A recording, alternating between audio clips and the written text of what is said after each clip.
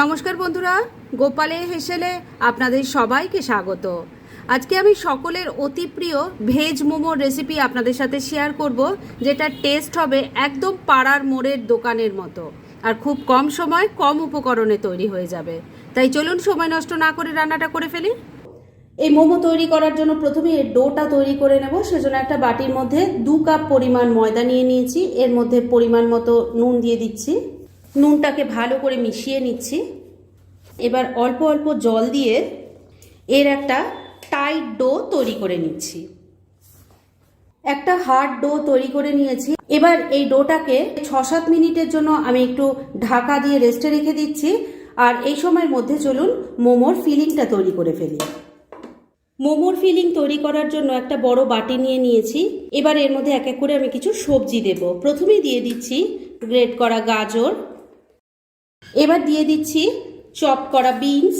আমি এখানে সবজির পরিমাণটা বলছি না, কেননা এখানে আপনারা নিজেদের প্রয়োজন মতো এবং ইচ্ছে মতো সবজির পরিমাণটা নিতে পারেন। এবার দিয়ে দিচ্ছি চপ করা ক্যাপসিকাম, দিয়ে দিচ্ছি চপ করা বাঁধাকপি। এবার প্রথমেই এর মধ্যে দিয়ে দিচ্ছি স্বাদ মতো নুন। এবার নুন দিয়ে সমস্ত সবজিগুলো ভালো করে একটু মিশিয়ে নিচ্ছি। তাহলে সবজিগুলো একটু নরম হয়ে যাবে আর অন্যান্য জিনিসগুলো দিয়ে ভালো করে মিক্সড করা যাবে। নুন দিয়ে সব কিছু খুব ভালো করে মাখিয়ে নিয়েছি। এবার এর মধ্যে দিয়ে দিচ্ছি গোলমরিচের গুঁড়ো, দিয়ে দিচ্ছি 1 চামচ ডার্ক সোয়া সস। এবার এর মধ্যে দিয়ে দিচ্ছি 1 চামচ আদা কাঁচা লঙ্কা থেতো করা। এবার সব কিছু খুব ভালো করে মিশিয়ে নিচ্ছি। বন্ধুরা, আপনারা আমার রেসিপি দেখার সাথে সাথে আমার ফেসবুক পেজ গোপালের হেসেল, তাতেও ভিজিট করতে পারেন। ডেসক্রিপশন বক্সে লিংক দেওয়া আছে। সবকিছু খুব ভালো করে মেশানো হয়ে গেছে। স্টাফিং এবার একদম রেডি।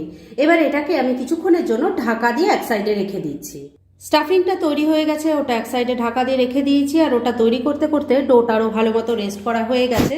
এবার রোলিং বোর্ডের ওপর এটা নিয়ে নিয়েছি আর একটু ভালো করে মেখে নিচ্ছি। ডোটাকে আবারও একবার খুব ভালো করে মেখে নিয়ে তার থেকে বড় বড় করে 2টো লেচি কেটে নিয়েছি। একটা লেচি সরিয়ে রাখছি আর আরেকটা লেচি বেলে নেব। এবার একটু ময়দা ছড়িয়ে নিয়েছি। এটাকে এবার পাতলা করে বড় রুটির মতো করে বেলে নিচ্ছি। একটা বড় করে পাতলা করে রুটি বেলে নিয়েছি।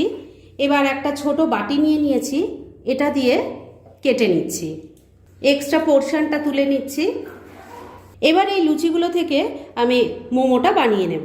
সবকটা লুচি রেখে দিয়েছি, একটা রেখেছি শুধু, এটা দিয়ে মোমোটা তৈরি করব। এর মধ্যে প্রথমেই স্টাফিংটা দিয়ে দিচ্ছি।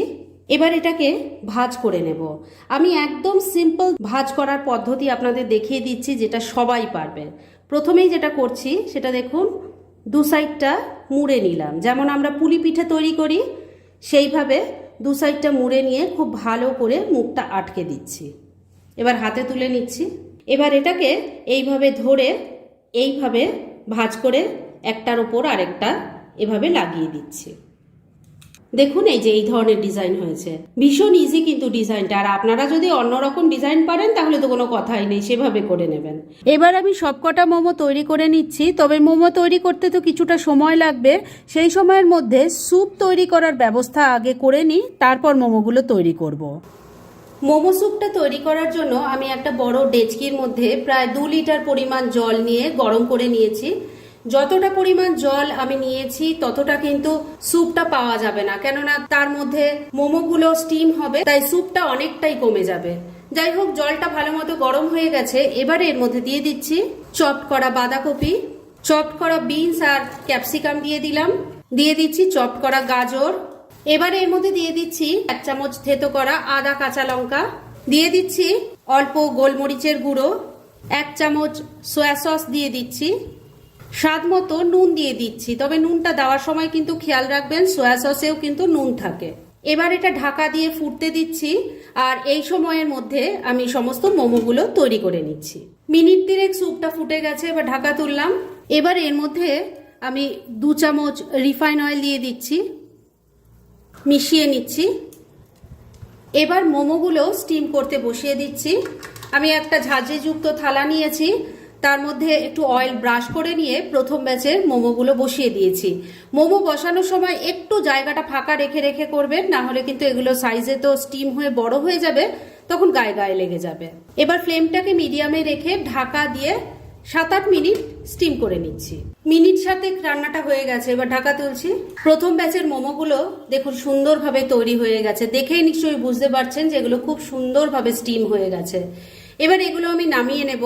তবে স্যুপ কিন্তু এখনো রেডি হয়নি, স্যুপ যত ফুটবে তত তার টেস্ট হবে, আর সেজন্যই আমি জলটা বেশি করে নিয়েছি। আর স্যুপে এখনো আরো কিছু জিনিস পড়বে যেগুলোতে স্যুপটা একদম সেই রেস্টুরেন্টের মতো হবে। এবার প্রথম ব্যাচের মোমোগুলো আমি নামিয়ে নিচ্ছি, আর পরের ব্যাচের মোমোগুলো আবারও এভাবে সাজিয়ে স্টিম করে ফিরে আসছি।